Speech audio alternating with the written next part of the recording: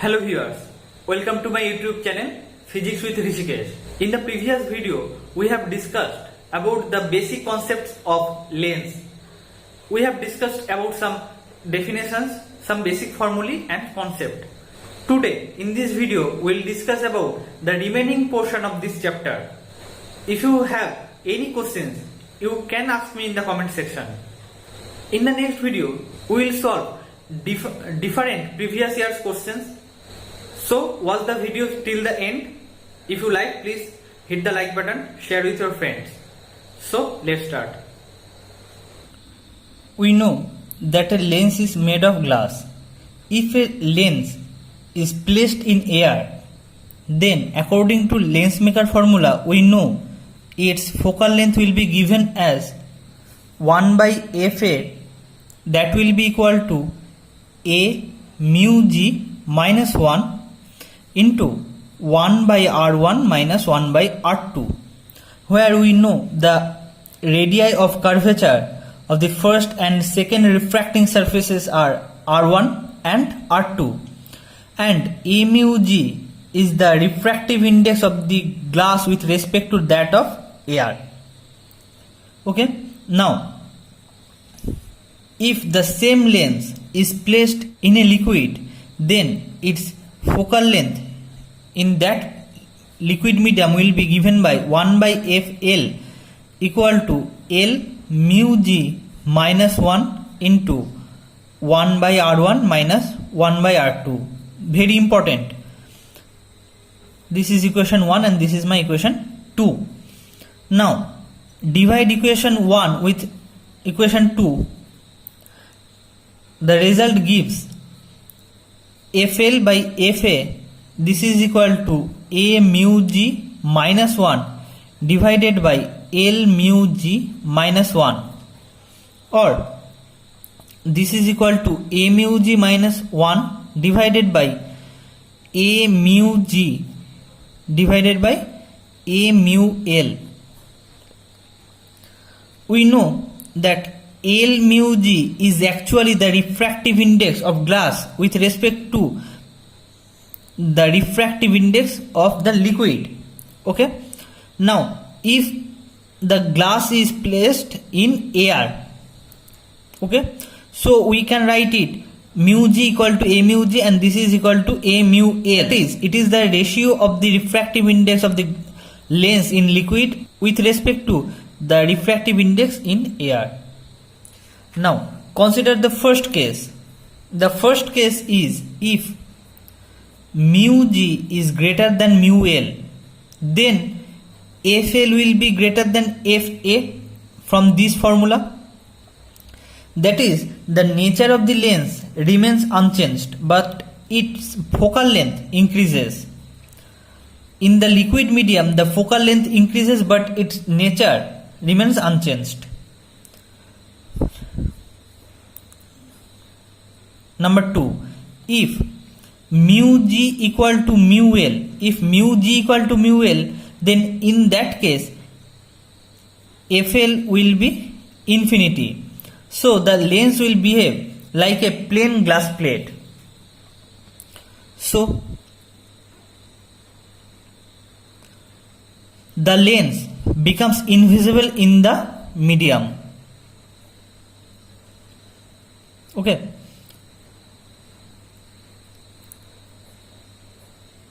If it is the concave lens, then it also becomes invisible. Okay. Now third case, if mu g is less than mu L, then in that case Fl and Fa have opposite signs and the nature of the lens changes. Fl and Fa have opposite signs. In that case, a convex lens diverges the light rays and a concave lens converges the light rays, which is just opposite of their behavior. Displacement method.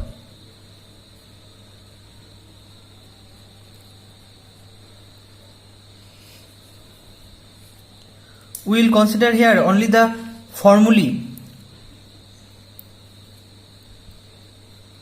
By this method, the focal length of a convex lens can be determined. Okay. Suppose this is a convex lens. An object is placed at point O. This is my screen. The object and the screen is placed at a distance of d, which is greater than 4f, where f is the focal length of the lens.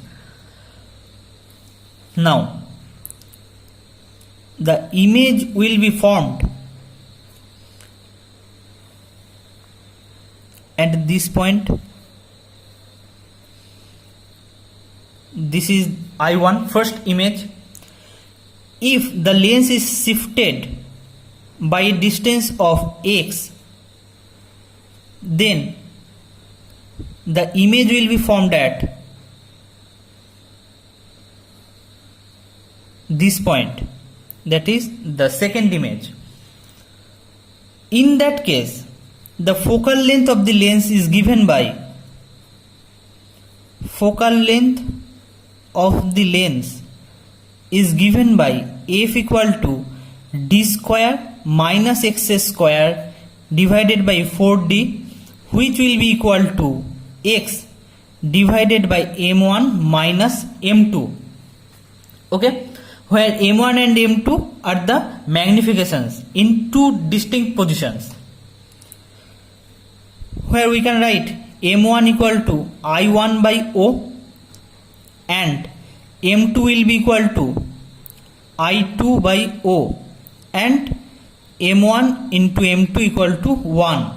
So the size of the object will be given by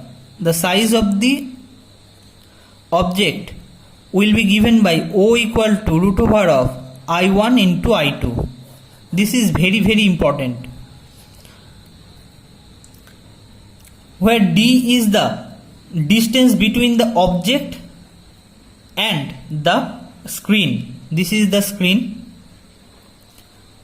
D is actually greater than 4f, where f is the focal length of the lens. F is the focal length of the lens, convex lens. By this displacement method, we can determine the focal length of a convex lens. Now we will discuss about the cutting of lens. Cutting of lens. We know the power of a lens is given by P equal to 1 by F, where F is expressed in meter. Now, if a symmetric lens is cut along its optical axis symmetrically, this is its optical axis. Now, the lens is cut along its optical axis, so it will become like this. Suppose its initial focal length is f and the initial power is p, and finally the focal length of these two parts will be twice f, and we know the power will be half. This should be remembered. And if the lens is cut along the principal axis, its focal length f and power p along the principal axis symmetrically, then it will be like this. But the focal length and power of these two parts will remain constant, that is f and p. Now we will consider about the combination of lens. First of all, we have to know that for a system of lenses, the power will be, this is the total power of the combination. P is equal to P1 plus P2 plus P3 and so on, and the focal length will be given by 1 by capital A. This is the final focal length of the combination of the lenses. 1 by f will be equal to 1 by f1 plus 1 by f2 plus 1 by f3 and so on, and the magnification will be, final magnification m will be equal to m1 into m2 into m3 and so on. Okay, now if two lenses are placed in contact,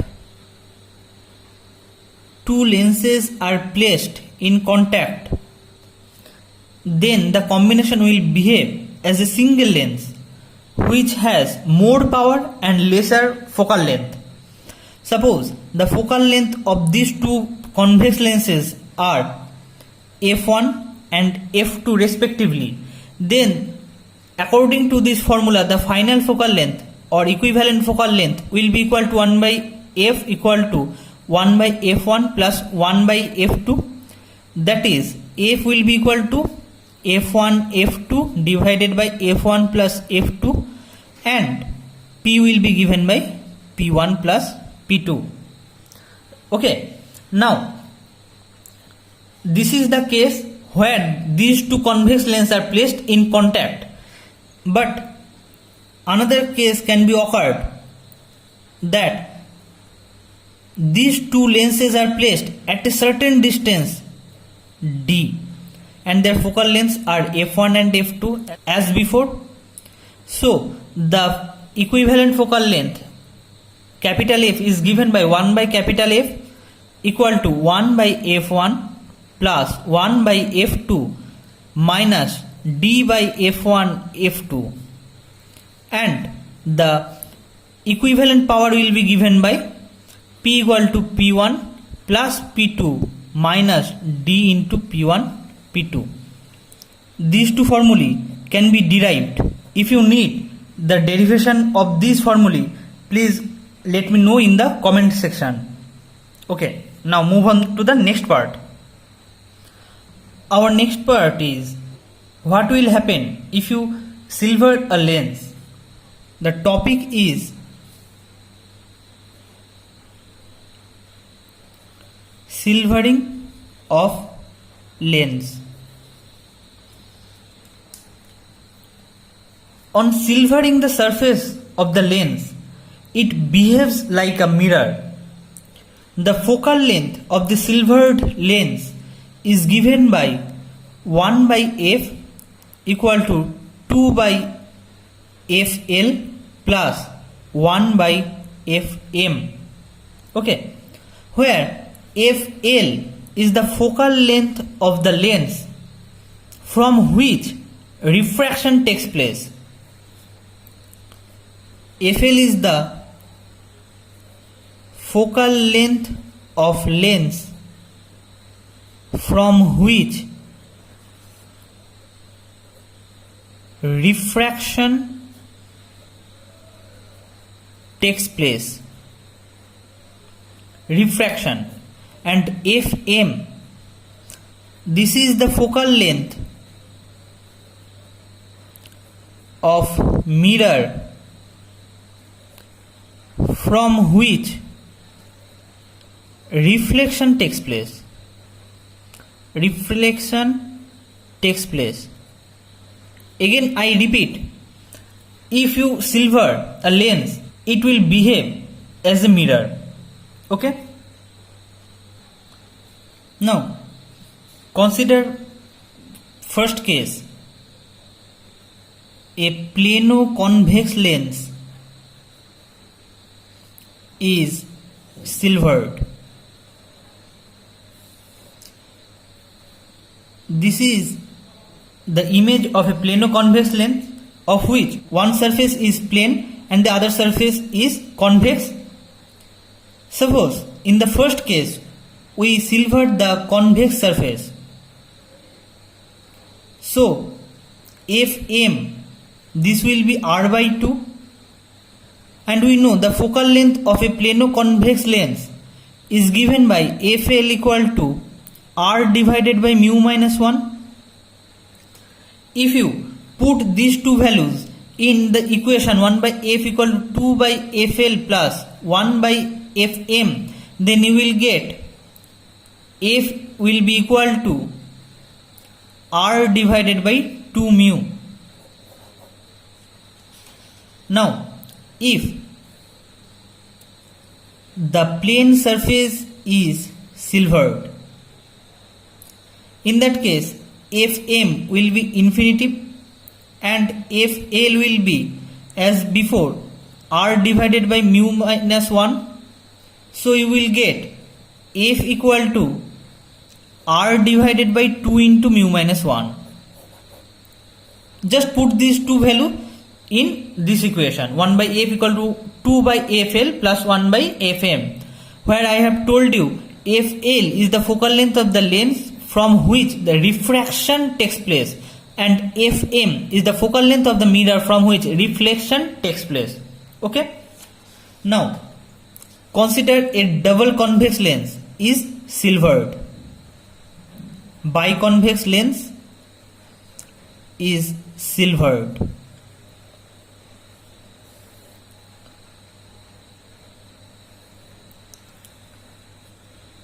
This is a biconvex lens. We silvered this side. Okay. So the Fl will be equal to r divided by 2 into mu minus 1. This is the focal length of the biconvex lens, and Fm, the focal length of the mirror from which reflection takes place, Fm will be given by r by 2.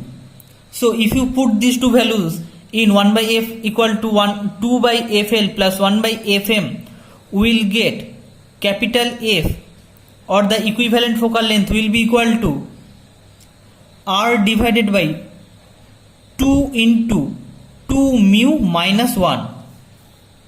Okay. So this is all about the lens. If you have any doubt, any queries, you can ask me in the comment section. And if you like this video, please hit the like button, share with your friends and subscribe my channel. Thank you.